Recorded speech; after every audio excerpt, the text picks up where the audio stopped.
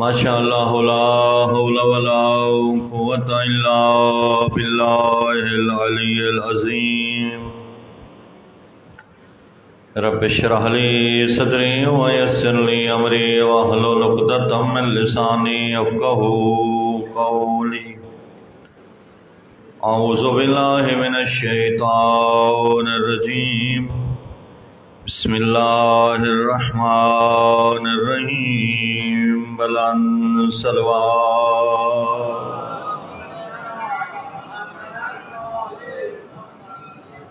وبہ نستعین وہو خیر ناصر ومعین والحمد للہ رب العالمین والعاقبۃ لأہل التقوی والیقین صلوات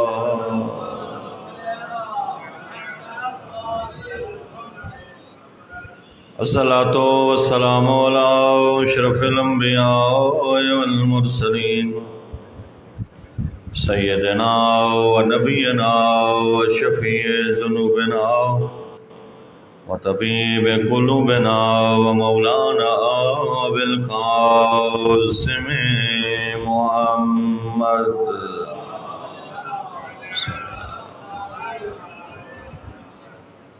الصلاۃ والسلام علی اہل بیتہ الطیبین الطاہرین المعصومین الغر المیامین المنتجبین المقربین الذین اذهب اللہ عنہم الرجس وطہرہم تطہیرا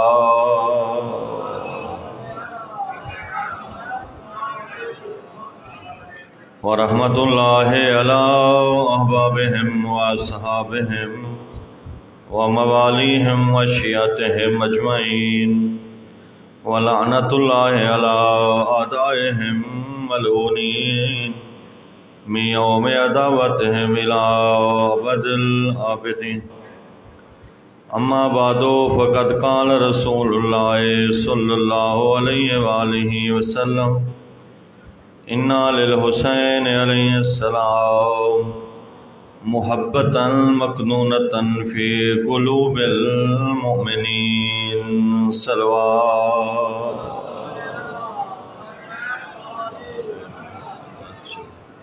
نعرہ تکبیر، نعرہ رسالت، نعرہ حیدری، بآواز بلند صلوات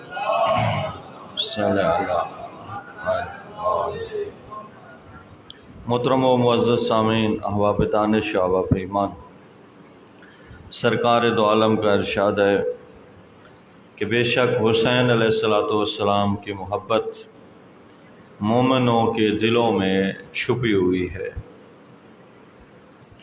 مومن کا دل ظرف محبت حسین ہوا کرتا ہے۔ مومن میں حسین علیہ السلام بستا ہے اور رہتا ہے،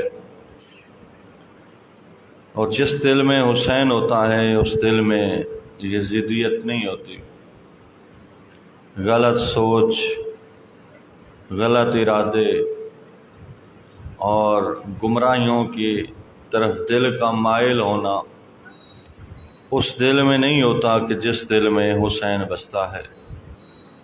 اس لیے کہ حسینیت اور یزیدیت ایک الگ الگ اور اپوزٹ دو محاذ ہیں۔ اگر دل میں حسینیت ہے تو وہ یقیناً یزیدیت کے مقابلے میں ہوگا، اور مومن ہوتا ہی تبھی ہے کہ جب دل میں حسین ہو۔ یعنی گناہوں کی محبت یزیدیت ہے، نیکیوں سے محبت حسینیت ہے۔ قلوب مومن کے دل، مومنین کے دل امام حسین علیہ السلام کی محبت سے بھرے ہیں، تو اس کا مطلب یہ ہوا کہ وہ برائیوں سے نفرت چاہتے ہیں، نیکیوں سے محبت کرتے ہیں۔ اور یہ ثبوت ہے کہ کاروبار چھوڑ کے مصروفیات چھوڑ کے، مشغولیات چھوڑ کے، معمولات زندگی چھوڑ کے حسین حسین کرتے ہیں اور مولا حسین کے مشن مقصد کو گلے لگانے کی ہر ممکن کوشش کرتے ہیں، تو یہ مومن اپنے اس محبت عملی کا ثبوت دیتا ہے اور ہر دور کے یزید سے نفرت کا اظہار کرتا ہے، وہ چاہے یزید آج کا ہو یا وہ کل کا۔ اس لیے کہ مولا نے جو جملہ فرمایا تھا وہ فقط اپنے دور کے یزید کے لیے نہیں فرمایا تھا، فرمایا تھا مثلی لا یبایع مثلہ، مجھ جیسا کبھی حسین جیسا کبھی یزید جیسے کی بیعت نہیں کرے گا۔ حسین جیسا تو کوئی نہ آیا، لیکن یہ ہے کہ جب ہم کہتے ہیں کہ حسین جیسا، یعنی حسین مولا علیہ السلام کے راستے پہ چلنے والا، حسینی کہلوانے والا، اپنے دل کو محبت حسین کا ظرف بنانے والا، وہ مولا حسین کی مثل کے لائن میں آتا ہے۔ تو حضرت بھی فرما رہے ہیں کہ مجھ جیسا، میری راستے پہ عمل کرنے والا، مجھے ماننے والا کبھی یزید جیسے کی بیعت نہیں کرے گا۔ بیعت یعنی سرنگو ہونا، تسلیم ہونا، بات کو ایکسیپٹ کرنا اور اس کے نظریے کو اپنا نظریہ بنانا، یہ کبھی حسینی یزیدی سے کمپرومائز نہیں کرے گا۔ بآواز بلند صلوات صلی علی محمد و آل محمد وجل فرج۔ مولا حسین علیہ السلام کی ذات کوئی تعارف کی محتاج نہیں ہے۔ کائنات مولا حسین کے قصیدے پڑھ رہی ہے، تعارف کروا رہی ہے، لیکن یہ ختم ہونے کو نہیں ہے۔ خود رسول اللہ صلی اللہ علیہ وآلہ وسلم نے بھی اللہم صلی علی محمد و آل اپنے لال کے تعارف کے بہت سارے انداز اپنائے۔ کبھی ایک روایات ہیں جو حضرت نے اپنی زبان سے اپنے مولا حسین کا، اپنے بیٹے، اپنے نواسے کا تعارف کرایا، عملاً تعارف کرایا، دکھا دکھا کے تعارف کرایا، سمجھا سمجھا کے تعارف کرایا۔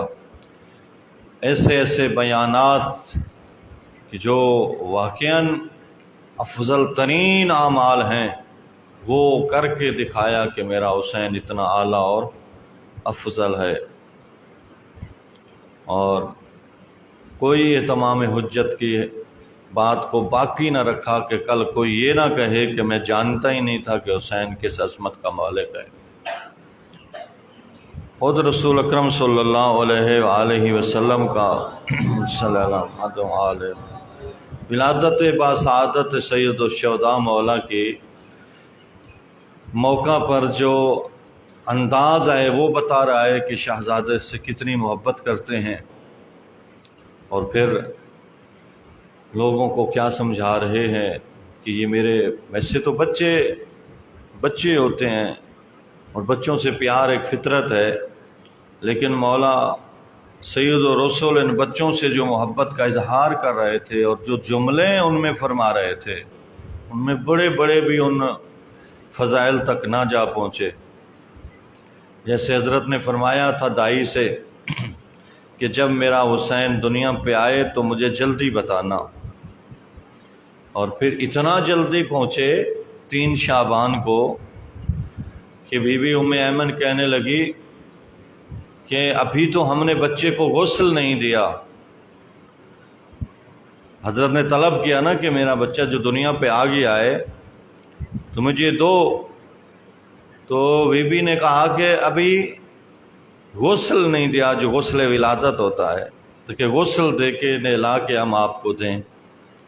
تو حضرت کا انداز بدلا اور یہ فرمایا انت تغسلین، تو ہے میرے حسین کو غسل دینے والے، میرا حسین تو پاک و پاکیزہ ہے، یعنی کوئی غسل کی ضرورت نہیں ہے۔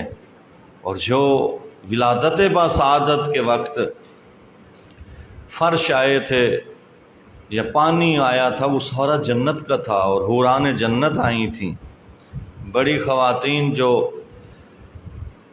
عورتوں کی سردار ہیں، بڑی بڑی خواتین، وہ آئی تھیں جنت سے اور بی بی کی مدد کے لیے، اور یہ پورا جنتی انداز و لباس اور فرش اور غذا سارا جنتی ماحول تھا، چونکہ جنت کے جوانوں کا سردار آ رہا تھا۔ جنت کے جوانوں کے سرداروں پر اونچی مل کر باواز بلند صلوات صلی اللہ۔ تو مولا حسین علیہ السلام کی آمد پہ جو انتظام اللہ نے کیا وہ کسی نبی کی آمد پہ بھی نہیں کیا، کسی نبی کی آمد پہ بھی وہ انتظامات نہ ہوئے، اور اللہ نے سارے ملائکہ کو یہ حکم دیا کہ تم اب عرش چھوڑو، زمین پہ جاؤ اور رسول کو ان کی شہزادے کی آمد کی مبارک دو۔ سارے ملائکہ، جیسے نہج البلاغہ کے پہلے خطبے میں مولا نے فرمایا کہ کچھ ملائکہ ہیں جو قیام میں ہیں، جب سے ہیں قیام میں کھڑے ہیں، کچھ رکوع میں ہیں، جب سے ہیں وہ رکوع میں کھڑے ہیں، کچھ سجدے میں ہیں، جب سے ہیں وہ سجدے میں ہی ہیں، تو کچھ تقدیس میں ہے، کچھ تحلیل میں ہے، کوئی عبادت میں ہے، کوئی کسی عبادت میں ہے، اور وہ اپنی عبادت سے ادھر ادھر جانے والا نہیں ہے، چونکہ اللہ کی معصوم مخلوق ہے ملائکہ۔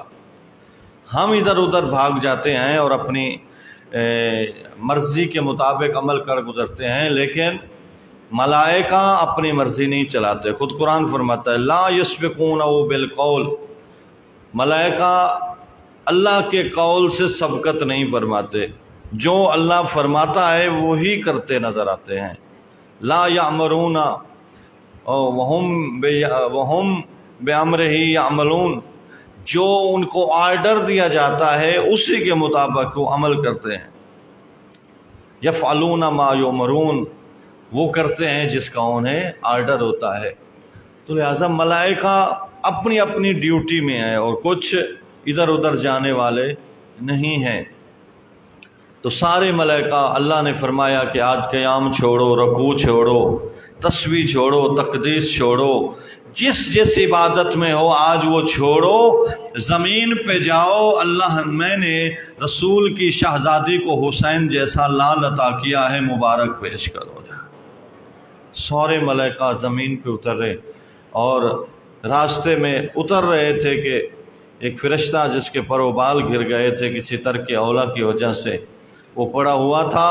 اس نے جب اتنے زیادہ ملائکہ کو زمین پہ اترتے دیکھا تو جبرائیل سے پوچھا، جبرائیل خیر تو ہے، کہیں قیامت تو نہیں آ گئی؟ اتنے ملائکہ تو میں نے زمین کے اوپر اترتے کبھی نہیں دیکھے۔ تو اس وقت جبرائیل نے فرمایا کہ قیامت نہیں آ گئی، اللہ نے رسول کی شہزادی کو حسین جیسا لال عطا کیا ہے، اس کی مبارکبادی کے لیے ہم سارے ملائکہ کی ڈیوٹی لگی ہے کہ ہم زمین پہ جائیں اور رسول اور ان کی شہزادی کو مبارک کہیں۔ اللہم صلی علی محمد و آل محمد۔ جبرائیل نے، وہ فطرس کہنے لگا کہ جب جبرائیل نے یہ فرمایا کہ اب مجھے بھی اس شہزادے تک لے چلو کہ وہ اتنا باعظمت ہے کہ جس کے لیے سارے ملائکہ زمین پہ اتر رہے ہیں، تو فطرس کو جبرائیل امین نے لیا، رسول کی خدمت میں حاضر ہوئے، ہدیہ تبریک و تہنیت پیش کرنے کے بعد فرمایا یا رسول اللہ، یہ حسین کا پہلا مریض ہے جو حسین کے صدقے شفا چاہتا ہے۔ یہاں 3 روایتیں ہیں۔ ایک روایت یہ ہے کہ رسول اکرم نے فطرس کو مولا حسین علیہ السلام کے جھولے سے مس کیا۔ دوسری روایت یہ ہے کہ مولا حسین علیہ السلام کو اٹھا کے اس کے لیے دعا کی۔ تیسری روایت یہ ہے کہ مولا حسین کے جسم اطہر سے اس کے پر و بال کو مس کیا۔ بہرحال جس روایت کو بھی مان لیا جائے، رسول اکرم نے جیسے حسین کا واسطہ دیا اس کے پر و بال واپس آ گئے، وہ پرواز کرنے لگا اور یہ قصیدہ پڑھ رہا تھا، من مثلی انا عتیق الحسین، میری مثل کون ہو سکتا ہے، میں نے تو حسین سے شفا حاصل کی ہے اور میں حسین کا آزاد کردہ ہوں۔ اور جب آدم علیہ السلام کے بعد نوح علیہ السلام کی زندگی دیکھی جاتی ہے تو نوح علیہ السلام کی زندگی دکھوں سے بھری ہے۔ نوح نام ہی نوح سے ہے، اور نوح علیہ السلام جب تبلیغ کے لیے نکلتے تھے تو لوگ پتھر مارتے تھے، کتنے پتھر مارتے تھے کہ نوح علیہ السلام پتھروں میں چھپ جاتے، جبرائیل امین آتے پتھر ہٹاتے، جہاں جہاں پتھروں کے زخم ہوتے وہاں اپنے پر مس کرتے، حضرت نوح علیہ السلام کے زخم ختم ہو جاتے۔ اور اسی طرح حضرت یوسف علیہ السلام کو جب بھائیوں نے کانٹوں پہ چلایا، پاؤں زخمی ہو گئے، تماچے مارے، چہرہ پھٹ گیا، لہو لہان ہو گئے حضرت یوسف علیہ السلام، اور ہاتھ پاؤں باندھ کے اندھے کنویں میں ڈال دیا، تو وہاں بھی جبرائیل آئے اور یوسف علیہ السلام کے جہاں جہاں زخم تھے وہاں اپنے پر مس کیے، یوسف علیہ السلام کے زخم اچھے ہو گئے۔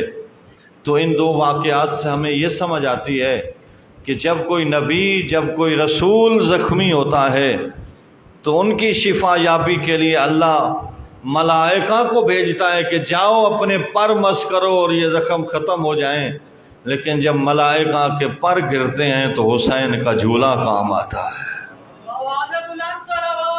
اللہم صلی علی محمد وآل محمد۔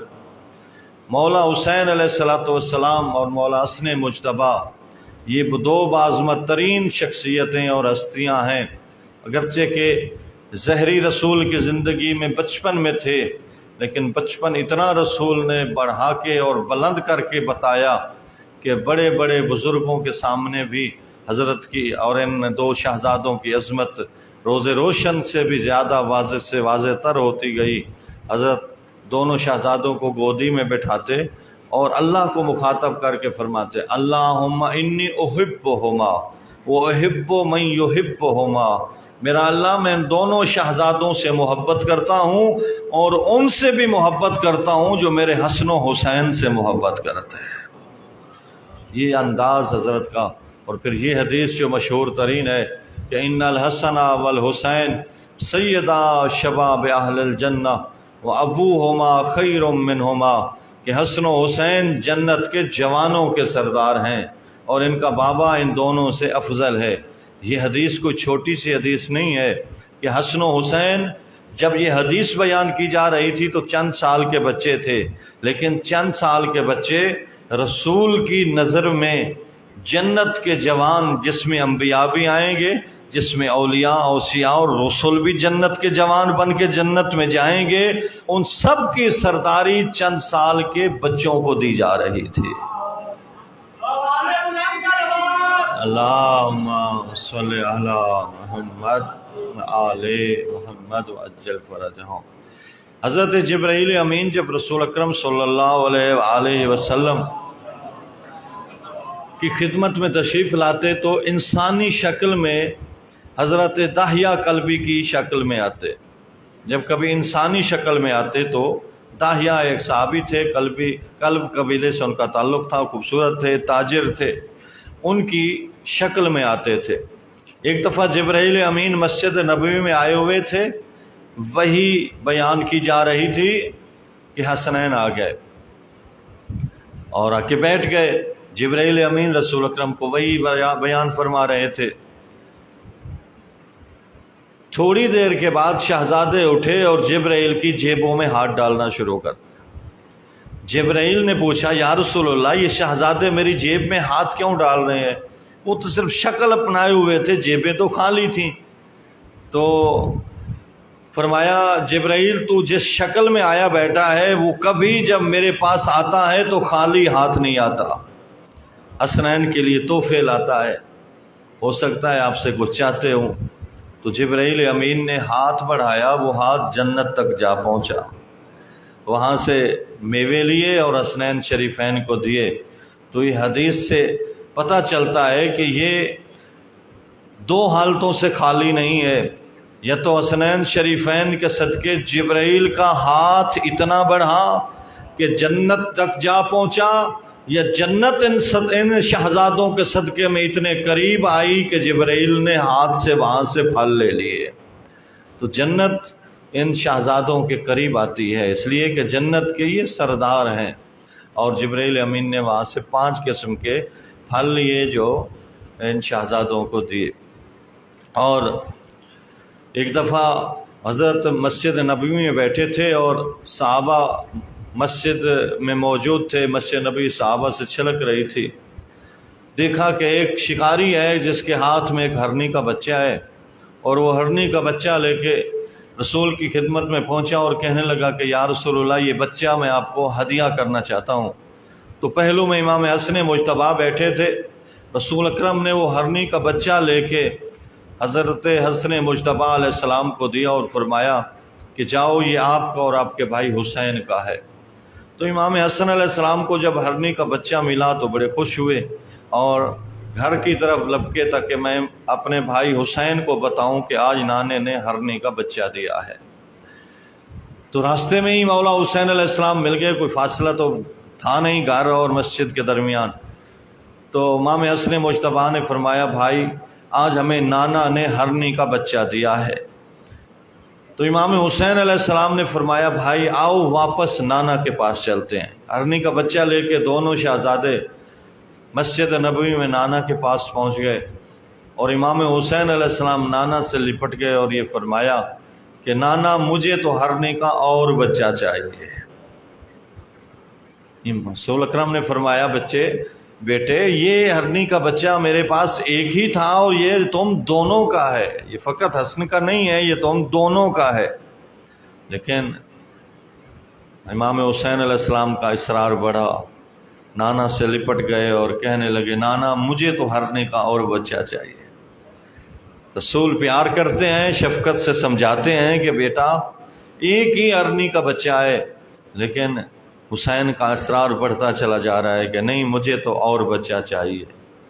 اب روایت کہتی ہے ادھر حسین کا اصرار بڑھ رہا تھا، ادھر رسول شفقت سے انہیں سمجھا رہے تھے کہ ہرنی کا ایک ہی بچہ ہے، کہ صحابہ کہتے ہیں ہم نے دیکھا کہ ایک گرد اٹھی دور سے جو مسجد نبوی کے دروازے پہ پھٹی، ہم نے کیا دیکھا کہ ایک ہرنی ہے جس نے اپنا بچہ اٹھایا ہوا ہے،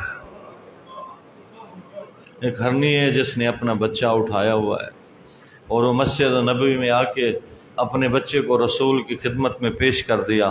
رسول نے ہرنی سے بچہ لے کے مولا حسین کو دے دیا۔ اب ہرنی سے رسول اکرم نے بات کی، کیا رسول ہرنی سے بات کر سکتے ہیں یا نہیں؟ اس لیے کہ وہ تو نبیوں کے سردار ہیں، اور قرآن ہمیں بتاتا ہے کہ ایک چھوٹا پیغمبر جو امتی پیغمبر ہے، جو موسیٰ علیہ السلام کی شریعت پہ عمل کرنے والا ایک پیغمبر سلیمان ابن داؤد علیہ السلام ہے، وہ جب اتنے بڑے لشکر کے ساتھ ہوا کی دوش پہ چل رہے تھے اور ہزاروں لاکھوں کا لشکر ہر قسم کی مخلوقات کے ساتھ حضرت سلیمان کے ساتھ تھا اور ہوا کی اونچائی میں تھے، جب اتنا بڑا لشکر دور سے چونٹیوں نے آتے دیکھا تو چونٹی کا سردار نے ان سے خطاب کر کے کہا بلوں میں گھس جاؤ، کہیں سلیمان کا عظیم الشان لشکر تمہیں روندتا نہ چلا جائے۔ تو یہ ساری تقریر حضرت سلیمان ہوا میں سن رہے تھے۔ چونٹی، آج سائنس جتنی ترقی کر چکی ہے چونٹی کی آواز کو دریافت نہیں کر سکی، لیکن اس زمانے میں اللہ کا نمائندہ چونٹی کی آواز سن رہا تھا اور پھر اسے پہچانتا بھی تھا کہ یہ چونٹی ہے جو خطاب کر رہے تھے، اور چونٹی کو پکڑوایا، اپنے ہاتھ پہ رکھا اور اس سے جو باتیں کی، چونٹی نے جو جواب دیا اس پہ حضرت سلیمان مسکرائے۔ اور اس کا تو بہرحال جو میں آپ کو نقطہ عرض کر رہا ہوں وہ یہ کہ اگر ایک چھوٹا پیغمبر چونٹی سے مکالمہ کر سکتا ہے اور ان سے بات چیت کر سکتا ہے اور اسے پہچانتا ہے، تو جو خود سلیمان کا سردار ہے، سید المرسلین ہے، خاتم النبیین ہے، نبیوں کا صہرا ہے، وہ کیا ایک ہرنی سے بات نہیں کر سکتا؟ نہیں، حجت خدا ہوتے ہوئی ہے جو مہجوج کی زبان کو جانتا ہو، اور وہ حجت ہی کیسا کہ جس کے اوپر حجت ہے اس کی زبان ہی نہ جانتا ہو۔ اور یہ تو ویسے واقعات کتابیں بھری پڑی ہیں۔ ایک چڑیا آئی اور حضرت کے سامنے وہ چیخنے چلانے لگی اور چلچلانے لگی۔ حضرت نے اپنے ایک صحابی سے فرمایا کہ جاؤ، جہاں یہ چڑیا اٹھ کے جا رہی ہے نا، اس کے گھونسلے کے ساتھ ایک سانپ ہے جو اس کے بچوں کو کھانا چاہتا ہے، وہ سانپ مار دو۔ اب چڑیا چلچلا رہی ہے لیکن حضرت اس کی آواز کو سمجھ رہے ہیں کہ یہ مجھے کیا کہنا چاہتی ہے۔ تو بہرحال وہ حجت خدا تھے، وہ حیوانوں کی بولیاں جانتے تھے اور سب مخلوقات کی بولیوں کو پہچانتے تھے کہ وہ کیا کہتے ہیں۔ تو بہرحال چونٹی سے اگر ایک پیغمبر بات کر سکتا ہے تو پیغمبروں کا سردار ہرنی سے کیوں نہیں بات کر سکتا؟ ہرنی سے حضرت نے پوچھا کہ ہرنی بتا، تمہیں کس نے بتایا کہ ہمیں تیرے بچے کی ضرورت پڑ گئی؟ کہتے ہیں یا رسول اللہ 2 بچے تھے، ایک شکار ہو گیا، دوسرے کو کہیں کھڑی دودھ پلا رہی تھی کہ حاطف سے میرے کان میں آواز آئی، دوڑ کے جاؤ، قریب ہے کہ میرا حسین روئے۔ حسین کے رونے سے پہلے اپنا بچہ پہنچا دو۔ کیوں؟ اس لیے کہ مجھے حسین کا رونا پسند نہیں ہے۔ لأن الحسین کل ارادہ ان یکون یبکا، قریب ہے کہ حسین روئے، ان یبکا، حسین کا رونا، حسین تو رونے کا ارادہ کر چکا ہے، نانے سے ہرنی کا بچہ مانگ رہا ہے، اور جب بچے اسرار پہ آتے ہیں تو رو بھی پڑتے ہیں۔ اس لیے کہتے ہیں مانگنا سیکھنا ہے تو بچوں سے سیکھو۔ مانگنے کے لیے انتہا کر دیتے ہیں، زمین پہ بیٹھ جاتے ہیں، لیٹ جاتے ہیں، روتے ہیں، منوا کے رہتے ہیں۔ تو اس طرح بھی تم اپنے رب سے منواؤ۔ تو مولا حسین بھی منوانا چاہتے تھے، نانا مجھے تو ہرنی کا اور بچہ چاہیے۔ ابھی رسول تو شفقت سے سمجھا رہے تھے، لیکن رسول کا خدا حسین کو رونا نہیں دیکھنا چاہتا تھا۔ ہرنی کو آواز دے دی، ہرنی اپنا بچہ پہنچا دے۔ ہرنی نے اپنا بچہ پہنچا دیا۔ یہ ہے حسین ابن علی، جس کے لیے اللہ اپنے حیوانوں کو مسخر کر دیتا ہے کہ جاؤ میرے حسین کو رونے نہ دو۔ اور تعارف اس ہستی کا جس کا محرم منا رہے ہو، جس کی محبت آپ کے دل میں ہے، اور یہ بہت عظیم تعارف رسول نے کرایا، اتنا عظیم تعارف کہ شاید ایسا اور کوئی تعارف نہ کرایا ہو۔ نماز پڑھ رہے ہیں، حالت نماز میں حسین آ جاتے۔ یہ حدیث آپ نے کئی دفعہ سنی، لیکن ہر دفعہ تازگی محسوس ہوگی آپ کو کہ نماز پڑھ رہے ہیں، اور نماز ایک ایسی عبادت ہے کہ اگر آپ ایک مسلمان سے پوچھیں نا کہ افضل ترین عمل کیا ہے، تو وہ مسلمان ہونے کے ناطے سے یہی جواب دے گا کہ افضل ترین عمل انسان کا نماز ہے۔ دیکھیں باقی جو چیزیں عقائد کی ہیں وہ عمل میں تو نہیں لائی جاتی نا، مثلا توحید، عدل، نبوت، امامت، قیامت، یہ تو ماننے کی چیزیں ہیں۔ عمل کی چیزیں جہاں سے سٹارٹ ہوتی ہیں، عمل جہاں سے سٹارٹ ہوتا ہے فروعات کہتے ہیں، اور وہ فروعات میں پہلا اور افضل نماز۔ چاہے کوئی نماز پڑھے یا نہ پڑھے، لیکن اس سے پوچھا جائے کہ افضل ترین عمل کیا ہے، تو کیا جواب آئے گا؟ نماز۔ جو سو رہے ہیں ان کو جگانے کے لیے ایسی صلوات پڑھیں کہ وہ سارے جاگ جائیں، بآواز بلند صلوات۔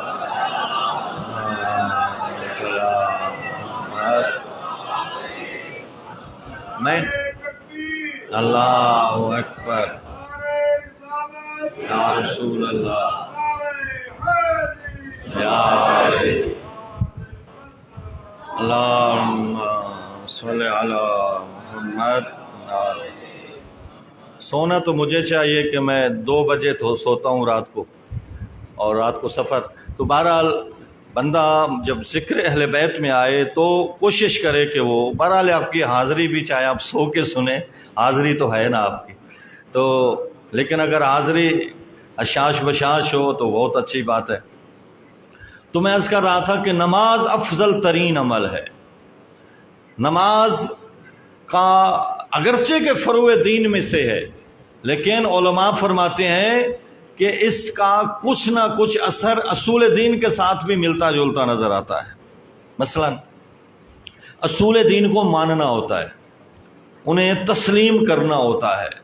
اصول دین جتنے بھی ہیں، اور جو 5 مشہور ہیں کہ توحید، عدل، نبوت، امامت، قیامت، ویسے جو عقیدے ہیں جن کو ہمیں ماننا ہے وہ فقط ان 5 میں نہیں ہیں، اور بھی بہت ساری چیزیں ہیں، جیسے مثلا ملائکہ پہ ایمان رکھنا، قبر پہ ایمان رکھنا، غیب پہ ایمان رکھنا، اور جنت پہ ایمان رکھنا، جہنم پہ ایمان رکھنا، موت پہ ایمان رکھنا، بہت ساری چیزیں ہیں جن کو ماننا ہوتا ہے۔ نہیں مانتے تو ہمارا ایمان متزلزل ہوتا ہے، ہمارا ایمان جو ہے وہ اس منزل پہ نہیں پہنچتا جہاں پہنچنا ہے۔ اور کبھی ہم بغیر ایمان کے بھی اگر نہیں، مثلا اگر کوئی کہے کہ جہنم کو نہیں مانتا،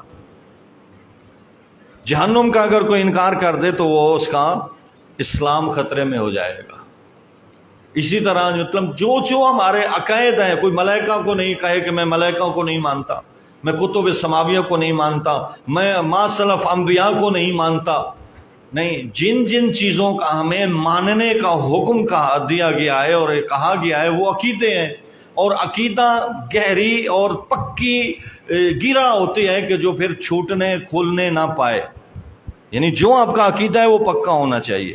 اور بعض کہتے ہیں کہ یہ میرا عقیدہ ہے، ٹھیک ہے آپ کا عقیدہ ہے، لیکن تم مرضی کا عقیدہ اسلام میں نہیں بنا سکتے ہو۔ عقیدہ وہی ہے جو اللہ اور رسول نے دیا اور بتایا، اور قرآن اور اہل البیت نے ہمیں وہ عقیدہ، وہی عقیدہ ہونا چاہیے جو اہل البیت کا عقیدہ ہے۔ تو بہرحال جو بات میں آپ کو پہنچانا چاہتا ہوں وہ یہ کہ جو اصول دین ہے انہیں ماننا ہے، انہیں کرنا نہیں ہوتا۔ مثلا اللہ کی توحید کو ماننا، اللہ وحدہ لا شریک ہے، اللہ کی کسی فعل میں، کسی صفت میں، اس کی ذات میں، اس کی عبادت میں کسی کو شریک نہ ٹھہرانا، یہ ہمارا عقیدہ ہے۔ ہم نہ اس کی ذات میں کسی کو شریک ٹھہراتے ہیں، نہ اس کی افعال میں، نہ اس کی عبادت میں، نہ اس کے صفات میں۔ اور اس کے بعد عدل ہے، ہم اللہ کو عادل مانتے ہیں کہ اللہ کسی کے اوپر ذرا برابر بھی ظلم نہیں کرتا، وہ عادل ہے، وہ اپنے عدل کے مطابق سارے فیصلے فرماتا ہے اور فرمائے گا۔ اور اس کے بعد اس نے ہماری ہدایت کے لیے نبوت اور رسالت کا سسٹم بنایا۔ اس کے بعد اس نے اس نبوت اور رسالت کے سسٹم کو قیامت تک چلانے کے لیے امامت کا سسٹم رکھا، اور امامت اور نبوت اور رسالت کے بعد اس نے ان تمام چیزوں کا اجر دینے کے لیے ایک دن رکھا جسے قیامت کا دن کہتے ہیں۔ اس کے اوپر بھی ہمارا ایمان لے آنا اور ایمان رکھنا اور اس کا پکا عقیدہ رکھنا یہ واجب ہے۔ تو کیا یہ ہو سکتا ہے کہ ایک دن بندہ اللہ کو توحید پہ نظریہ رکھے اور ایک دن نہ رکھے؟ یہ ہو سکتا ہے؟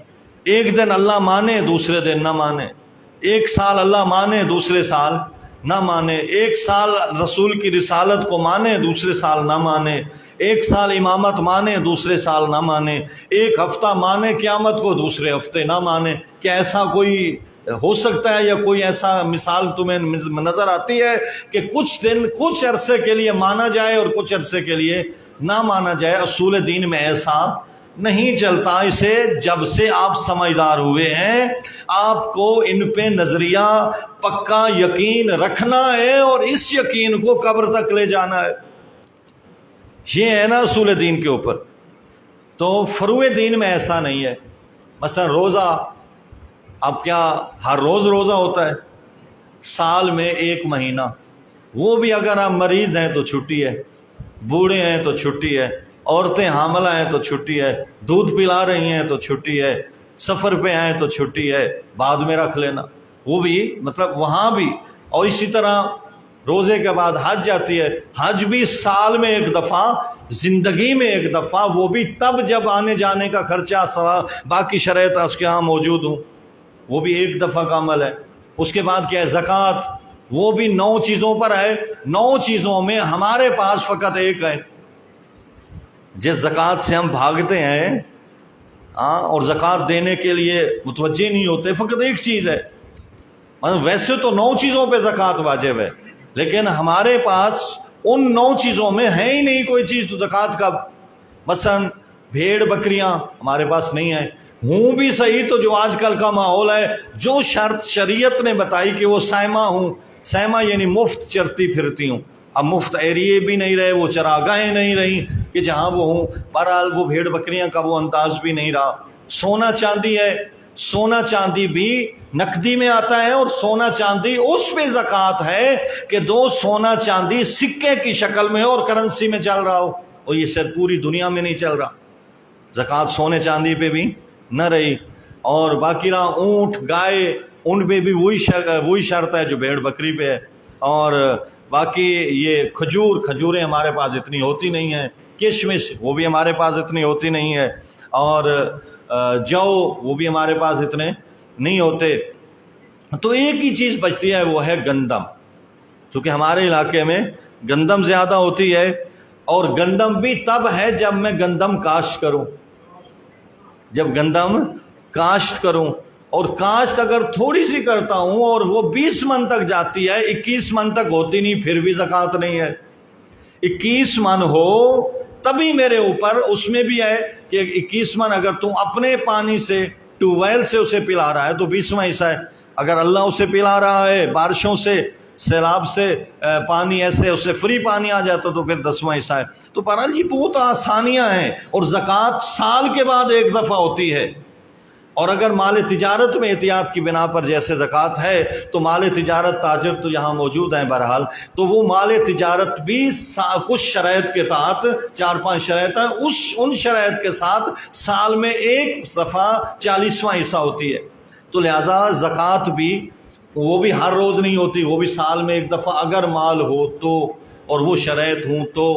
پھر اس کے بعد خمس ہے، خمس بھی ہر روز نہیں ہے، خمس بھی بچت پہ ہے، اور خمس سال میں بچت پہ ایک دفعہ ہے، اور جو ایک دفعہ بچت پہ نکل جاتا ہے دوسرے سال اس بچت پہ نہیں ہوتا، بلکہ وہ بچت آپ کو دیگر مال سے بچاتی ہے خمس۔ مثلا آپ نے اس سال خمس نکالا، 1 لاکھ روپے آپ کی بچت تھی، آپ نے 20,000 خمس دے دیا، 80,000 آپ کا مخمس مال ہو گیا۔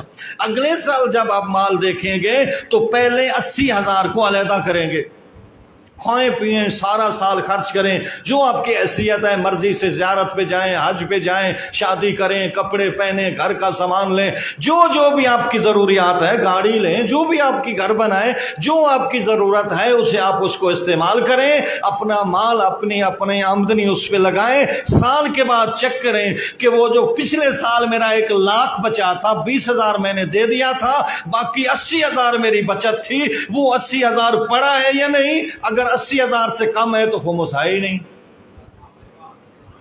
اور اگر 80,000 سے بڑھتا ہے تو 80,000 نکال دو، جتنا آگے بڑھتا ہے اتنا خمس دو۔ مثلا اگلے سال اللہ نے اسے 1 لاکھ کے بدلے آپ کو سارے خرچے برداشت کرنے کے باوجود آپ کو 2 لاکھ دے دیا۔ پہلے سال 1 لاکھ بچا تھا، دوسرے سال 2 لاکھ بچت ہے، تو اب 2 لاکھ بچا ہوا ہے تو 80,000 نکال لو، 1,20,000 کا 5واں حصہ دے دو۔ جب 1,20,000 کا 5واں حصہ نکلے گا تو کتنے بنے گے؟ 25,000 بنے گا، ٹھیک ہے۔ 25,000 جو نکلے گا، 24,000، اس کو پھر اس سے نکال کے باقی کو جو تقریباً 2.5-3 لاکھ بنے گی اس کو مخمس، یعنی ایسے آپ حساب کرتے جائیں۔ اپنے پاس اگر خمس کا بھی حساب رکھتے ہیں تو باقاعدہ حساب رکھیں اور اس سے فائدہ اٹھائیں کہ جس مال سے ایک دفعہ آپ نے خمس نکال لیا ہے پھر اس سے نکالنے کی ضرورت نہیں ہے۔ کچھ لوگ کچھ خمس دے دیتے ہیں، ہاں، اور کہتے ہیں کہ ہم تو خمس نکالتے ہیں، اور اگلے سال پھر پریشان ہوئے کھڑے ہوتے ہیں کہ کیسے اتنا خمس دیں۔ بھائی ایک دفعہ جو چیز مخمس ہو جاتی ہے دوبارہ اس پہ خمس نہیں آتا، اور یہ بہت آسان ہے۔ یہاں ماشاءاللہ شیعہ میانی میں بہت اچھا رواج ہے کہ لوگ خمس نکالتے ہیں، اور خمس نکالنا اپنے واجب کو ادا کرنا ہوتا ہے۔ نہیں ہے کہ آپ کسی مدرسے کو خمس دیتے ہیں، کسی سید کو خمس دیتے ہیں، کسی غریب پہ خمس لگاتے ہیں مجتہد کی اجازت سے، تو آپ اس پہ کوئی احسان نہیں کرتے، آپ اپنا فریضہ ادا کر رہے ہوتے ہیں۔ اور اگر آپ یہ فریضہ ادا نہیں کریں گے تو آپ کا مال استعمال کے لائق نہیں رہتا، آپ مال کو استعمال ہی نہیں کر سکتے جب تک خمس نہیں نکالتے۔ آپ کے کپڑے بھی اس وقت تک نماز پڑھنے کے لائق نہیں ہیں جب تک خمس نہیں نکالتے۔ نماز تہجد کے لیے کھڑے رہیں، ریاضتیں کرتے رہیں، لیکن جب نمازی کی اصل شرط اس کی لباس ہے، لباس ہی پاک نہیں ہوگا تو پھر کیسے نماز ہوگی؟ لہٰذا ان چھوٹی چھوٹی چیزوں کی طرف بہرحال ہمیں متوجہ رہنا چاہیے۔ اپنی نسلوں کو نیک بناؤ، بچوں کو متوجہ کرو کہ بیٹا میں جو تمہیں پاکٹ منی دیتا ہوں اور تیرے پاس مثلاً تو 100 روپیہ اپنے بچے کو ہفتے میں دیتا ہے اور وہ کفایت شعار ہے، 100 روپے سے ہی بچا لیتا ہے، اور سال کے بعد اس کی مثلاً کچھ بچے کمیٹی ڈال لیتے ہیں، کوئی بچے اپنی پاکٹ منی کو ایک علیحدہ ایک منی بنا لیتے ہیں۔ اگر ایک بچہ جس کے اوپر اپنا خرچہ نہیں ہے اور وہ بابے کے دیے ہوئے پیسے سے سال کے بعد کچھ بچا لیتا ہے تو شریعت کہتی ہے کہ اس پہ بھی خمس ہے۔ بچے کو بھی متوجہ کر، بیٹا اب یہ تیری آمدنی چاہے تحفے کے ذریعے ہوئی چاہے کسی ذریعے سے ہوئی، اب تیری آمدنی بنی نا، تو نے اب خرچہ کر لیا ہوتا تو ٹھیک، لیکن اب چونکہ تو نے بچا لیا ہے، چاہے کفایت شعاری سے بچایا، لیکن اب بچ گیا ہے، اب خمس دے۔ تو یہ ہے تھوڑا سا آپ کا متوجہ ہونا۔ تو بہرحال خمس بھی سال میں ایک دفعہ، وہ بھی بنے تو، بچت ہو تو، ورنہ نہیں ہے۔ جہاد وہ بھی نبی امام بلائیں تو۔ ہاں تو بہرحال یہ جتنے باقی فروعات ہیں سوائے نماز کے، وہ کبھی کبھی آ رہے ہوتے ہیں، لیکن نماز فروع دین میں ایسی فرع ہے جو اصول دین سے مشابہت رکھتی ہے۔ اصول دین ہر روز ماننا ہے نا اللہ کو، ہر روز اللہ کی عدالت کو ماننا ہے، ہر روز امامت کو ماننا ہے، ہر وقت قیامت کو ماننا ہے، ہر وقت ہم نے نظریات پہ نظریہ رکھنا ہے۔ اسی طرح نماز میں بھی ہر روز آنا پڑے گا، وہاں اجازت ادھر ادھر جانے کی نہیں ہے۔ اور دوسرا یہ ہے کہ اگر تم نماز کھڑے ہو کے، اصل تو ہے کہ کھڑے ہو کے پڑھو، اور کھڑے جی کچھ لوگ ہوتے ہیں نا، یہ پاؤں میں درد ہونے لگ جاتا ہے، گھٹنے کوئی جو بزرگ ہونے لگتے ہیں تو فوراً کرسی پہ جا کے بیٹھ جاتے ہیں۔ بھئی اس چیز کا، کرسی پہ بیٹھنے کا بھی مطلب آپ سمجھیں کہ کرسی پہ بیٹھ کے نماز کب پڑھی جاتی ہے، اور پھر کرسی پہ بیٹھ کر نماز پڑھنے کا طریقہ کیا ہے۔ نہیں کہ ہم بیٹھ جائیں بس اللہ اکبر کر کے، نہیں، ایک یہ مطلب ایک ہر ایک چیز کے ایک انداز اور ایک ٹائم ہوتا ہے کہ کب تک، کتنے حد تک میں کرسی پہ بیٹھ سکتا ہوں، اور کرسی پہ بیٹھ کر میں کیسے نماز پڑھوں۔ تو شریعت کا حکم یہ ہے کہ کھڑے ہو کے نماز پڑھو، قیام واجب ہے، کھڑے ہو کے نماز پڑھو۔ میں کھڑا نہیں ہو سکتا تو جتنی دیر کھڑا ہو سکتا ہوں کھڑا ہوں۔ اگر میں خود سے کھڑا نہیں ہو سکتا تو ستون کا سہارا لے کے، دیوار کا سہارا لے کے کھڑا ہوں، کھڑا ہونا ہے۔ اچھا میں اتنا بھی کھڑا نہیں ہو سکتا تو میں اتنا تو کھڑا ہو سکتا ہوں کہ میں کم از کم کھڑے ہو کے تکبیرۃ الاحرام تو کہوں۔ تو لہٰذا جو کرسی پہ بیٹھنے والے ہیں وہ تکبیرۃ الاحرام کی حد تک کم از کم، اگر بہت زیادہ وہ لاگے رہیں تو تکبیرۃ الاحرام اور پہلی رکعت کی قرات جتنی وہ کر سکتے ہیں کھڑے ہو کر وہ اتنی کریں، جتنا کھڑا ہو سکتا ہے اتنے وہ کھڑے ہوں۔ اور پھر جب آپ بیٹھیں تو بیٹھ کے، چلو رکوع میں تو چل جائے گا، لیکن سجدے میں تو وہ 7 اعضاء لگانے ہوتے ہیں۔ سجدہ تب ہوتا ہے جب 7 اعضاء لگیں، پیشانی، دونوں ہتھیلیاں پوری، کچھ لوگ ایسے ہاتھ کر دیتے ہیں، ایسے پورا ہاتھ نیچے، اور انگلیاں سیدھی قبلہ کی طرف ہونے چاہیے، کانوں کے سامنے سیدھے، ایسے پورا ہاتھ لگاؤ، ایسے ہاتھ اوپر اٹھا ہوا نہیں ہونی چاہیے، پورا ہاتھ، دونوں ہتھیلیاں، پیشانی، دو گھٹنے اور 2 انگوٹھے۔ اگر آپ کے انگوٹھوں کے ناخن اتنے بڑھ چکے ہیں کہ انگوٹھا نہیں لگ رہا، ناخن لگ رہے ہیں، تو آپ کا سجدہ صحیح نہیں ہے۔ لہذا انگوٹھوں کو باقاعدہ، انگوٹھے کے ساتھ اگر انگلیاں لگ رہی ہیں تو ہو جائے گا، لیکن انگلیاں لگ رہی ہیں، انگوٹھا نہیں لگ رہا، پھر آپ کا سجدہ نہیں ہوگا، انگوٹھا شرط ہے میں۔ تو لہذا دونوں پاؤں کے دونوں انگوٹھے اور 2 گھٹنے۔ اور جو بندہ بیٹھ کے نماز پڑھ رہا ہوتا ہے وہ کیا کرے؟ چلو وہ سجدے کا پیشانی رکھ لے گا، ہاتھ بھی رکھ لے گا۔ اب باقی یہ جو 2 پاؤں والے 4 اعضاء ہیں، گھٹنے اور انگوٹھے، وہ کیا کرے؟ اب بیٹھ کے پڑھ رہا ہے، گھٹنے کیسے لگائے؟ تو ہو سکتا ہے، اور یقیناً ہے کہ اسے گھٹنے لگانے کی اجازت، نہ لگانے کی اجازت مل جائے، لیکن چونکہ پاؤں اس نے نیچے رکھے ہوتے ہیں تو جب وہ سجدے میں جائے تو اپنے انگوٹھوں کو نیچے رکھے، ایسے لگائے۔ بیٹھ کے جو نماز پڑھ رہا ہے وہ بھی اپنے انگوٹھے سجدے کی حالت میں انگوٹھوں کے بل ہو جائے، انگوٹھے لگائے، تاکہ جتنا سجدے میں اعضائے سجدہ پاسبل ہے لگانا اتنا تو لگائے۔ تو میں اس کر رہا تھا کھڑے ہو کے نماز پڑھے، نہیں تو بیٹھ کے پڑھے، اگر اور بیٹھ کے نہیں پڑھ سکتا تو لیٹ کے دائیں کروٹ پڑھے، جو اس سے خانہ کعبہ اس کا اگلا حصہ کرے۔ دائیں کروٹ نہیں لیٹ سکتا تو بائیں کروٹ، بائیں کروٹ نہیں لیٹ سکتا تو سیدھا لیٹے، سیدھا لیٹے تو پاؤں اس کے قبلہ کی طرف ہو جائیں گے۔ یہ پاؤں نہیں کرنے ہوتے کہ ہم توہین نہیں کر رہے ہوتے قبلہ کی، اور یہ واجب ہے حالت اعتذار میں کہ جب کوئی مر رہا ہوتا ہے اور اس کی جان نکل رہی ہوتی ہے، ورثاء پہ جو اس کے ارد گرد کھڑے ہوتے ہیں ان پہ واجب ہوتا ہے کہ وہ اس وقت اس میت کو اس کے پاؤں قبلہ کی طرف کر دیں۔ پاؤں یعنی اس کا سینہ اور اس کا سر اور اس کا چہرہ کرنا ہوتا ہے۔ اگر کوئی ایسا نہیں کرتا، جان بوجھ کے نہیں کرتا، ایک مرتبہ بندہ بھول جاتا ہے پریشانی میں، وہ اور بات ہے، لیکن بندے کو مسئلے کا پتہ بھی ہو اور یاد بھی ہو کہ جو بندہ مر رہا ہوتا ہے اس کو قبلہ رخ کرنا واجب ہے، تو وہ کرے۔ اور اگر کوئی نہیں کرنے دیتا تو مزاحمت کرے، بھائی واجب ادا کرنا ہے اور یہ میرا مسئلہ ہے، میں اس کا وارث ہوں، لہذا خانہ کعبہ کی طرف تو لیٹ کے نماز پڑھے۔ اب لیٹ کے زبان پہ جیسے ذکر ہوتا ہے وہ لائے، اب ذکر ہی نہیں کر سکتا، زبان ہی بند ہو گئی تو اشارہ کر لے، اشارہ بھی نہیں کر سکتا تو دل کے اشارے سے پڑھے، آنکھ کے اشارے سے پڑھے، نماز کی چھٹی نہیں ہے۔ اگر کوئی آئے کہ میں ذکر حسین میں جاؤں اور مجھے اتنا ثواب مل جائے گا، میں زائر حسین ہوں، میرے پاس اتنا ثواب ہے، میں ماتمی ہوں، میرے پاس اتنا ثواب ہے، اگر کوئی حلقے میں 5 گھنٹے کھڑے ہو سکتا ہے تو وہ نماز میں 5 منٹ نہیں کھڑے ہو سکتا۔ اگر حلقے کے لیے کھڑے ہونے کا ٹائم ہے تو پھر نماز کے لیے بھی، اور نماز کے لیے اگر کھڑا ہو سکتا ہے تو حلقے میں کھڑے ہونے کا بھی اسے ٹائم ہونا چاہیے۔ اس لیے کہ عزاداری اور نماز ان میں کوئی چڑ نہیں ہے کہ ہم کہیں کہ افضل کون ہے اور افضل کون نہیں ہے، نماز افضل ہے یا عزاداری افضل ہے، یہ سوال وہی کرتا ہے جو دونوں میں سے ایک کو چھوڑنا چاہتا ہے۔ لہٰذا یہ سوال بنتا ہی نہیں ہے کہ عزاداری افضل ہے یا نماز افضل ہے، نماز کا اپنا ٹائم ہے، عزاداری تو ہر وقت ہے۔ تو گھر میں بیٹھا ہے تو حسین کی عزاداری کر رہا ہے، تو جس وقت سوچے حسین کی عظمت کو اور حسین کے مصائب کو رونا شروع کر دے، یہ تیری عزاداری ہے۔ باہر نکلا، ذکر حسین کر، ماتم کر، یا حسین کر، حسین کے خلاف جو ظلم کیا گیا اس کے اوپر احتجاج کر، یہ جلوس ہمارا احتجاج ریکارڈ کرانا ہوتا ہے نا۔ تو بہرحال یہ نماز ایسی چیز ہے جس کا اصول کے ساتھ بڑا گہرا تعلق ہے، اصول دین میں نہیں ہے لیکن مشابہت ضرور ہے کہ اس کو کبھی چھوڑا نہیں جا سکتا۔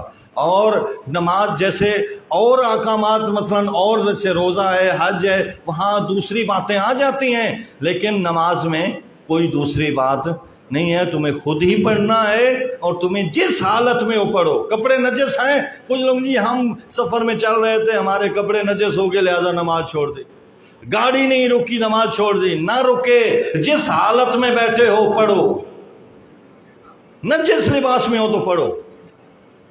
یہ اور بات ہے کہ بعد میں اس کی تمہیں قضا کرنا پڑے گی، آپ کہیں قضا تو کرنی ہے لہذا کیوں پڑھیں؟ جب قضا کرنی ہے تو پھر پڑھے کیوں؟ پھر گناہ ہوگا۔ اگر نجس حالت میں آپ نجاست کو دور نہیں کر سکتے، نہ تیمم کر سکتے ہیں، نہ لباس نجس اتار سکتے ہیں، ایسی کیفیت میں ہیں تو جس حالت میں بھی آئیں آپ نماز پڑھیں۔ شریعت تو اتنا بھی کہہ دیتی ہے کہ آپ نے نماز نہیں پڑھی اور پانی میں غرق ہو رہے ہیں، نماز نہیں پڑھی اور پانی میں غرق ہو رہے ہیں تو غرق ہوتے ہوتے نماز پڑھو، غوطوں کی حالت میں نماز پڑھو۔ بھائی وہاں کیسے پڑھوں؟ جتنی پڑھ سکتا ہوں، اللہ تو نیت کو جانتا ہے نا، تو لہٰذا نماز کے بغیر چھٹی نہیں ہے۔ تو نماز اتنی بڑی اہمیت والی عبادت ہے اور وہ اتنی بڑی عبادت کے اندر فضائل بھی ہیں۔ مثلا اب نماز گھر میں پڑھتے ہیں اس کا ثواب اور ہے، اب نماز مسجد میں آپ پڑھتے ہیں اس کا ثواب اور ہے، اس مسجد میں پڑھنے کا ثواب اور ہے، بڑی مسجد میں پڑھنے کا ثواب اور ہے، اس سے بڑی مسجد میں پڑھنے کا ثواب اور ہے، مثلا ایک گھر محلے کی مسجد کا ثواب اور ہے، جامع مسجد کا ثواب اور ہے، اور پھر مسجد کوفہ میں جا کے پڑھیں جہاں ہر نبی نے نماز پڑھی، وہاں ایک نماز 1000 کے برابر ہو جاتی ہے۔ نماز ایک پڑھیں گے لکھی 1000 جائے گی۔ وہی نماز اگر آپ مسجد نبوی میں جا کے پڑھتے ہیں تو وہی ایک نماز 10,000 کے برابر ہو جائے گی۔ وہی نماز آپ خانہ کعبہ میں پڑھتے ہیں، مسجد حرام میں پڑھتے ہیں تو وہ ایک نماز 1,00,000 کے برابر ہو جائے گی۔ نماز تو ایک ہے لیکن جگہ جگہ میں ثواب کا فرق ہے، اور اسی طرح نماز کی کیفیت میں بھی فرق ہے۔ ایک دفعہ آپ فرادہ پڑھتے ہیں، ایک دفعہ بعد جماعت پڑھتے ہیں۔ فرادہ پڑھنے کا ثواب اپنا ہے، بعد جماعت پڑھنے کا ثواب اپنا ہے، اور پھر بعد جماعت بھی جتنی بڑی جماعت ہوگی اتنا ثواب زیادہ ہوگا۔ مثلا ایک پیش نماز ہے، ایک نمازی ہے تو 25 نمازوں کا ثواب ملے گا۔ ایک پیش نماز ہے، دو مقتدی ہیں تو 50 نمازوں کا ثواب ملے گا۔ 3 ہیں تو وہ 400 پہ چلا جائے گا، ایسے پڑھتا پڑھتا یہاں تک کہ اگر 10 نمازی ہو جاتے ہیں ایک جماعت کے اندر تو اللہ فرماتا ہے ملائکہ اب تم اس کا ثواب نہیں لکھ سکتے، میں جانوں اور نمازی جانوں۔ ہاں تو 10 کی کم از کم جماعت برپا کریں جس میں ثواب بے شمار ہو جائے. تو لہٰذا یہ بھی نماز کی کیفیت. اور پھر نماز پڑھانے والے میں بھی فرق ہے. ایک دفعہ مجھ جیسا لاؤبالی بندہ نماز پڑھا رہا ہو اس کا ثواب اور ہے. ایک دفعہ مفتی صاحب قبلہ نماز پڑھا رہے ہیں اس کا ثواب اور ہے. ایک دفعہ مجتہد قبلہ نماز پڑھا رہے ہیں اس کا ثواب اور ہے.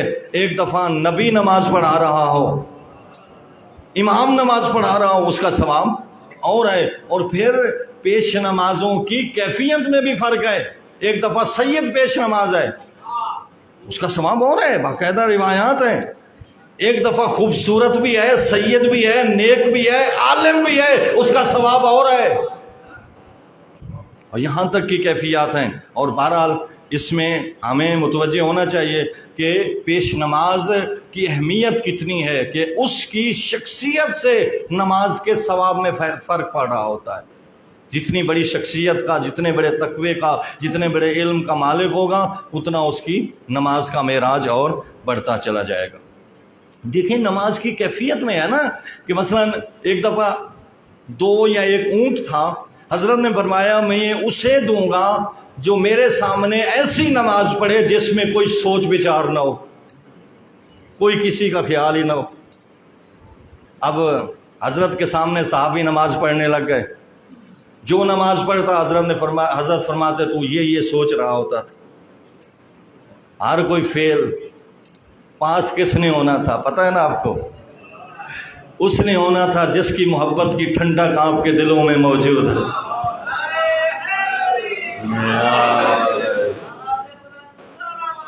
اللہم صلی علی محمد.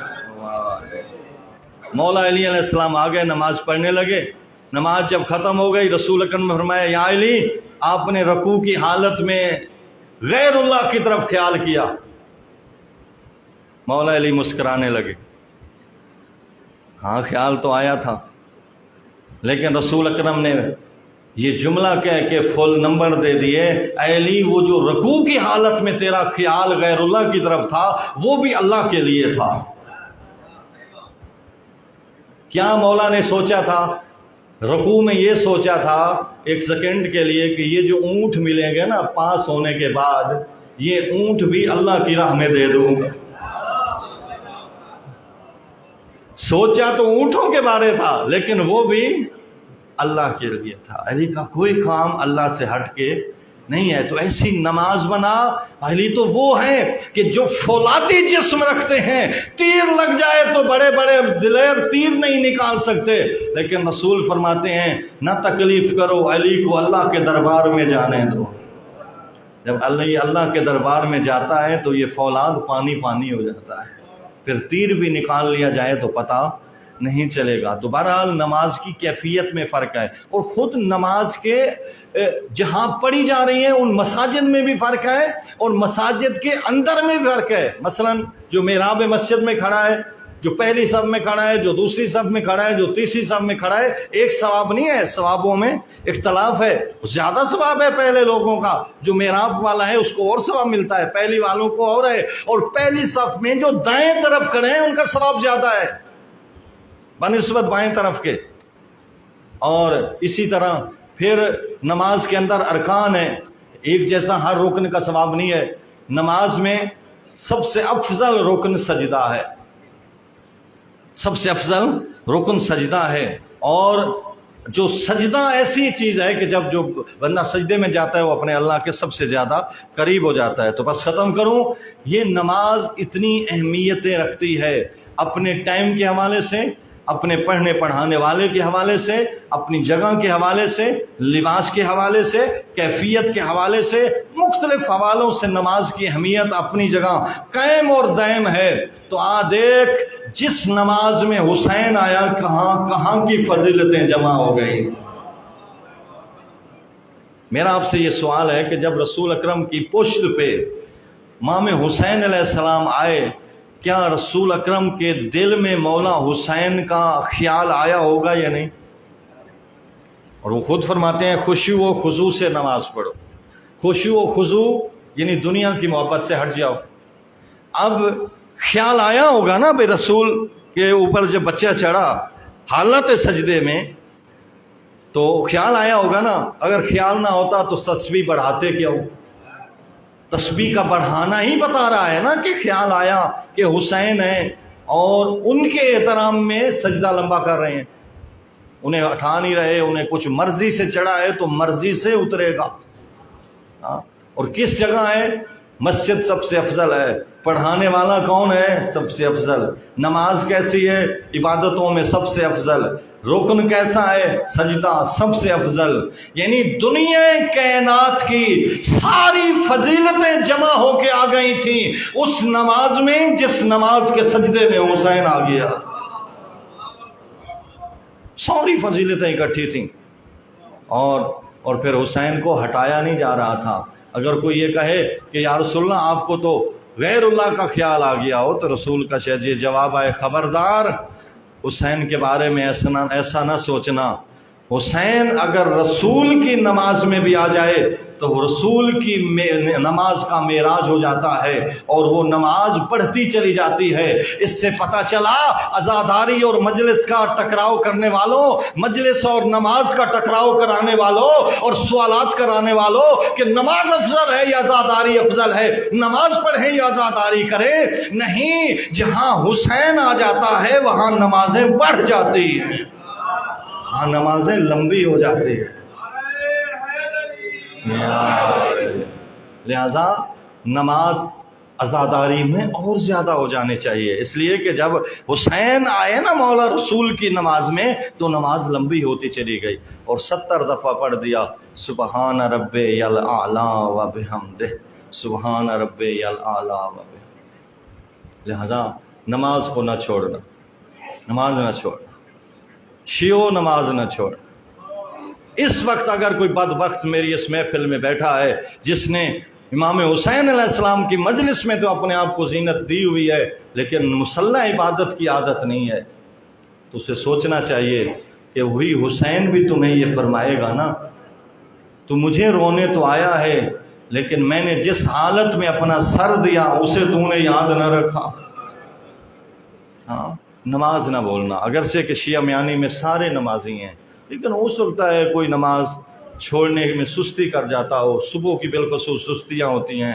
لہذا بچوں پہ بھی توجہ دو, اپنے بچوں کو نیک صالح بناؤ. صبح اٹھو تو ساتھ اپنے بچوں کو بھی اٹھاؤ اور انہیں واجب ہے آپ کے لیے, چونکہ آپ سے پوچھا جائے گا اپنی اولاد کے بارے میں اور قرآن تمہیں حکم دیتا ہے کہ اپنے بچوں کو, اپنے گھر والوں کو جہنم کی آگ سے بچاؤ. تو لہذا جہاں خود نمازی ہو وہاں اپنے بچوں کو بھی نمازی بناؤ. آؤ, رسول اکرم فرماتے ہیں الصلاۃ قرۃ عینی, نماز میری آنکھوں کی ٹھنڈک ہے. اور پھر وہی رسول فرماتے ہیں الحسین و قرۃ عینی, حسین میری آنکھوں کی ٹھنڈک ہے. اگر رسول فرمائیں کہ حسین میری آنکھوں کی ٹھنڈک ہے تو یہ فرمان مولا حسین سے محبت میں اضافے کا سبب بنے. اگر وہی رسول فرمائیں کہ نماز میری آنکھوں کی ٹھنڈک ہے تو یہ فرمان رسول نماز کی اہمیت میں بھی اضافے کا سبب بننا چاہیے. لہٰذا حسین اور نماز میں کوئی جدائی نہیں ہے, کوئی ان میں فرق نہیں ہے. جہاں حسین ہے وہی نماز ہے, جہاں نماز ہے وہی حسین ہے. لہٰذا آؤ ذرا دیکھو مولا حسین نے نماز بچائی تو کیسے بچائی, کتنا خرچ ہوا ہے اس نماز پہ, کتنی بڑی قربانی دی زہرا کے لال نے نماز بچانے کے لیے. اور جو وصیت کر رہے تھے نا بہن کو, ہاں وصیتیں کی نا مولا نے. ایک وصیت یہ بھی تھی لا تنسینی بصلاۃ اللیل اختی زینب, بہن زینب مجھے نماز تہجد میں نہ بلانا. کیا مولا حسین کو پتہ نہیں تھا کہ میرے بعد زہرا جائی لٹ جائے گی؟ پتہ تھا نا کہ چادریں لٹ جائیں گی. ہاں, اس لیے تو ایک چادر منگوا کے اس کی پٹیاں بنا بنا کے حضرت مکنوں پہ باندھ رہے تھے کہ کہیں تمہاری چادریں جب تمہیں بھاگنا پڑے اتر نہ جائیں. اپنے تائیں تو پردے بچانے کی کوشش کر رہے تھے نا, اور حق بھی فریضہ بھی یہی بنتا ہے کہ جب تک کچھ لوگ کہتے ہیں کہ بیویوں نے چادریں دے دیں, کبھی با حیا با پردہ بیوی اپنی چادر نہیں دیتی. छीनी गई ज़हरा जाइयों से चादरें। अज़ादारों, मौला हुसैन को पता था कि मैं जो वसीयत कर रहा हूँ ज़हरा जाई तो बेपर्दा हो जाएगी, और किसी बीबी की उस वक्त तक नमाज नहीं होती जब तक उसके सर पे चादर न हो, और वसीयत के ऊपर अमल करना भी ज़रूरी है। इसलिए ज़हरा जाई शाम गरीबा के बाद खड़ी हो गई अल्लाह की बारगाह में और कहने लगी होगी ना, मेरा अल्लाह ज़हरा जाई मसले से नहीं भूलते। पता है मुझे कि एक खातून की उस वक्त तक नमाज नहीं होती जब तक उसके सर पे चादर न हो, लेकिन मेरा अल्लाह आज ज़ैनब की मजबूरी हो गई। भाई का कातिल मेरी चादर लुट के ले गया। अज़ादारो, गमगुसारो, मातमदारो, अल्लाह तुम्हें कोई गम न दे सिवाय गम हुसैन के। मौला हुसैन अलैहिस्सलाम की अज़मत देखो। एक गली से रसूल गुजर रहे हैं और एक घर से बच्चे के रोने की आवाज़ आई। हज़रत ने दरवाज़ा बजा दिया। एक खातून अंदर से बोली। हज़रत ने फरमाया बच्चे को चुप कराओ, बच्चा रो रहा है। उसने चुप करा दिया। सहाबियों ने पूछा, या रसूलल्लाह, बच्चे तो घरों में रोते रहते हैं, आज आपने ये दरवाज़ा क्यों खटखटा दिया? हज़रत ने फरमाया, इसलिए कि इस बच्चे के रोने की आवाज़ मेरे हुसैन से मिलती थी। मुझे ये भी नहीं अच्छा लग रहा कि कोई मेरे हुसैन की आवाज़ में रोए। ये मेरे दिल को तंग करता है और मुझे तकलीफ़ होती है। गली से गुजर रहे थे कि कुछ बच्चे खेल रहे थे। हज़रत ने एक बच्चे को उठा के चूमना, उसे प्यार करना शुरू कर दिया। सहाबियों ने पूछा, या रसूलल्लाह, बच्चे तो और भी थे, इस बच्चे को इतनी शफ़क़त क्यों देने लग गए? फरमाया, इसलिए कि ये मेरे हुसैन से प्यार करता है, ये मेरे हुसैन को बड़ा चाहता है। वो हबीब इब्ने मज़ाहिर थे। अज़ादारों, हुसैन के चाहने वालों को भी रसूल बहुत चाहते हैं। आओ अपनी मोहब्बत का सबूत दो और वो वक्त याद करो। हमें तो वतन बड़ा पसंद है ना, हाँ, चले भी जाए दूर से तो वीडियो कॉलों पे अपने वतन को देखते रहते हैं। क्या रसूल के नवासे को अपने नाना की कब्र प्यारी नहीं थी? बड़ा मुश्किल था मदीने को छोड़ना। अज़ादारों, जब तैयारी मुकम्मल हो गई ना तो फिर नाने की कब्र पे आए। कहा, नाना, आपके उम्मती मुझे आपकी कब्र के सिराने नहीं रहने देते। भाई की कब्र पे गए, अलविदा किया, लेकिन जब माँ की कब्र पे आए ना तो अब रिवायत में है कि मौला ने माँ की कब्र को यूं गले लगाया जैसे कोई बच्चा माँ अपनी गोदी में लेती है। यूं कब्र को गले लगा के फरमाया, अम्मा, अब तेरी कब्र छोड़ रहा हूँ, मुझे मदीने में नहीं रहने देते। मेरा दिल चाहता है, ज़हरा की आवाज़ आई होगी, ओ मेरा लाल, तू मदीना छोड़, मैं जन्नतुल बकी छोड़ती हूँ, मैं भी तेरे साथ साथ चलूँगी। अज़ादारों, अलविदा हो गया। फिर जब सामान तैयार हो गया ना, अमारियाँ निकलने लगीं। एक सहाबी कहता है, मैंने देखा एक बीबी आई जो चादर में मलबूस थी, जिसके लिए अब्बास आगे बढ़े, अपना जानू जमीन पे टेक दिया। कहा, आकाज़ादी, मेरे जानू पे सहारा लेके सवार हो जाओ। हजरत अब्बास ने जानू का सहारा दिया, अली अकबर ने नालैन संभाले। आज जिसे अली अकबर और अब्बास अपने जानू के सहारे से सवार कर रहा है, कल शाम गरीबा 11 मुहर्रम को कभी दाएं देखेगी, कभी बाएं देखेगी। कहाँ हो अब्बास, कहाँ हो अली अकबर, आओ ना आकाज़ादी को सवार कराओ। अजरुकुम अल्लाह। ज़ादारों, बीबियाँ सवार होने लगी। जब तैयारी मुकम्मल हो गई ना तो एक कासिद आया और मौला हुसैन से फरमाया कि 3 बुज़ुर्ग बीबियाँ आपसे मिलना चाहती हैं। एक बीबी उम्मुल बनीन, एक बीबी उम्मुल ऐमन और एक बीबी उम्मे सलमा। ये 3 बुज़ुर्ग बीबियाँ बनु हाशिम की घर में खड़ी थीं और मौला हुसैन से आखिरी अलविदा चाहती थीं। मौला इन्हें मिलने आए। बीबी उम्मुल बनीन ने फरमाया, بیٹا حسین، آپ کے بابا علی مولا فرماتے تھے کہ میں نے آپ سے شادی ہی اس لیے کی تھی کہ اللہ مجھے دلیر بچے عطا کرے۔ اللہ نے مجھے 4 شیر عطا کیے ہیں، عباس اور عباس کے 3 بھائی، یہ میں آپ کے ساتھ بھیج رہی ہوں۔ کیا اس وقت عباس مولا بھی ساتھ کھڑے تھے؟ کہا اماں جب تک میں زندہ رہوں گا حسین کو کوئی میلی آنکھ بھی نہ دیکھ سکے گا۔ عزاداروں، بی بی ام البنین نے اپنی قربانیاں پیش کی۔ اس کے بعد بی بی ام ایمن نے کہا بیٹا میں جب بھی اس گھر میں موجود ہوں نا، ہمارے گھر میں جب کوئی بڑی تکلیف آنے لگتی ہے تو ہمارے گھر میں دیواروں کے ساتھ جو جنیاں رہتی ہیں وہ جنیاں رونے لگ جاتی ہیں۔ کل سے میں ان کے رونے کی آواز سن رہی ہوں۔ جن بھی ہمارے گھر میں رو رہے ہیں، کیوں نہ روتے جن و ملائکہ؟ اس لیے کہ وہ چھوڑ رہا ہے جو مدینے میں واپس نہ آئے گا۔ عزادارو، اس وقت بی بی ام ایمن نے فرمایا ہو سکتا ہے کوئی بڑی مصیبت ہو، اپنا بہت خیال رکھنا۔ اب باری آئی بی بی ام سلمہ کی۔ بی بی ام سلمہ نے فرمایا بیٹا کدھر جا رہے ہو؟ کہا اماں عراق جا رہا ہوں۔ کہا بیٹا تم عراق جا رہے ہو؟ آپ کے نانا نے مجھے فرمایا تھا عراق میں ایک نگری ہے جسے کرب و بلا کہتے ہیں، اس کربلا میں میرے حسین کو شہید کیا جائے گا۔ کربلا کی طرف نہ جانا اور اپنا خیال رکھنا۔ اور آپ کے نانا نے مجھے ایک شیشی میں ایک خاک رکھ کر دی تھی اور مجھے فرمایا تھا جب یہ خاک خون بن جائے سمجھنا میرا حسین شہید ہو گیا ہے۔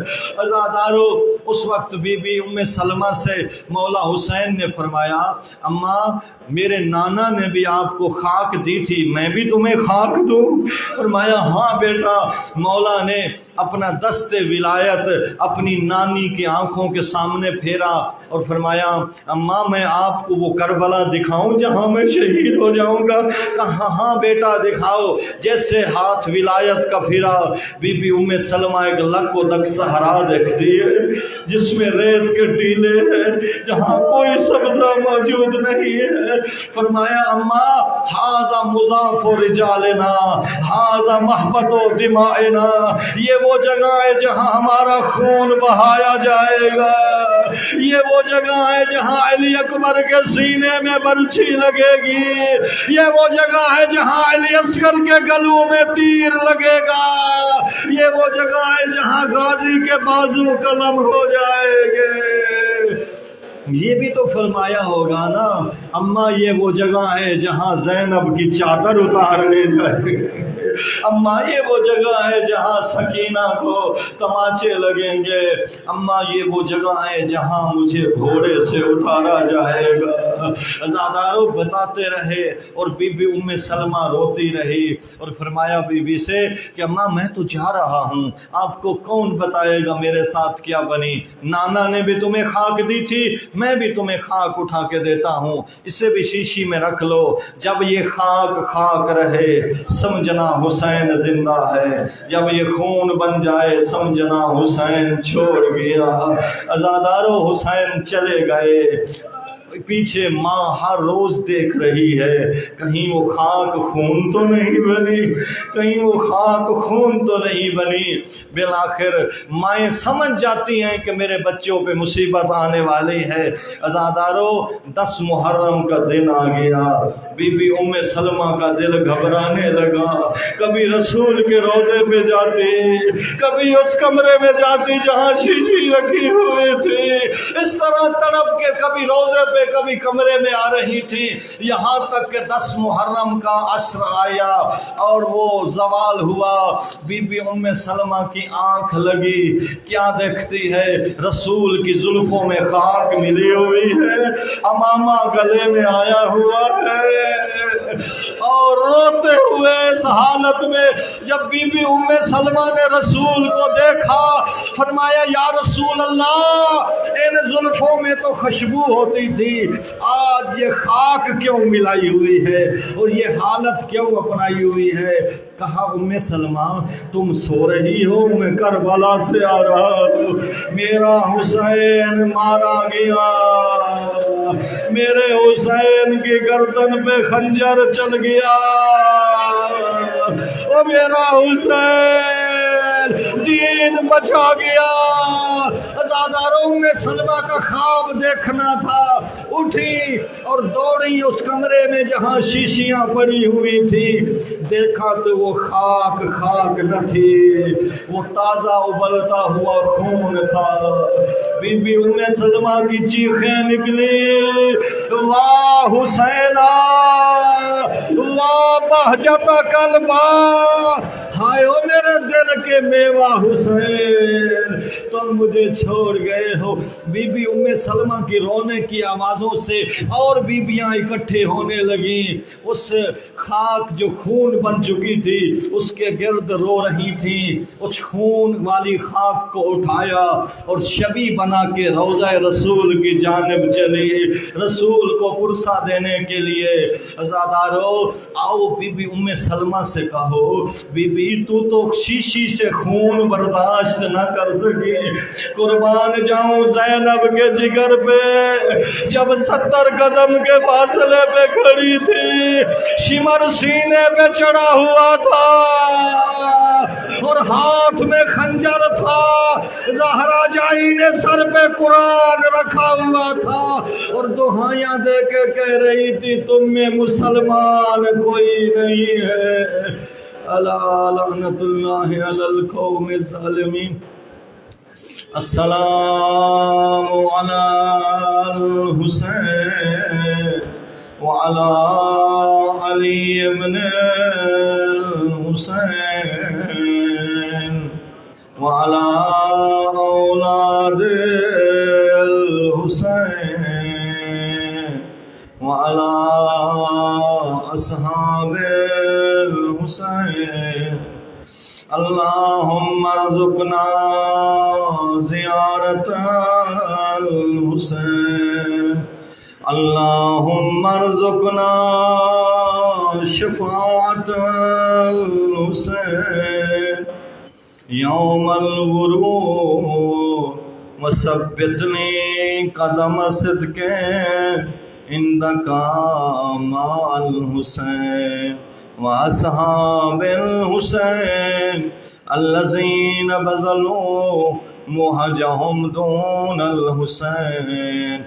آؤ خون حسین کے بدلہ لینے والے کی سلامتی کی دعا کرو۔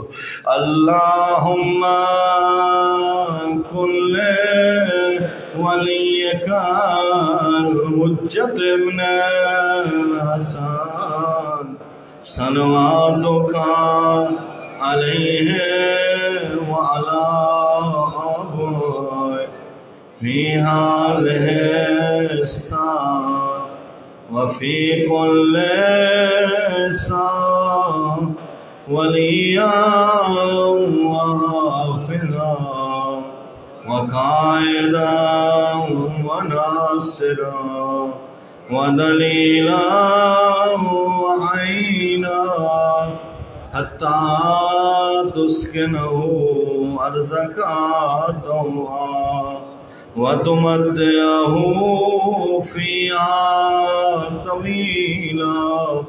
یا رب محمد وآل محمد صلی علی محمد وآل محمد وعجل فرج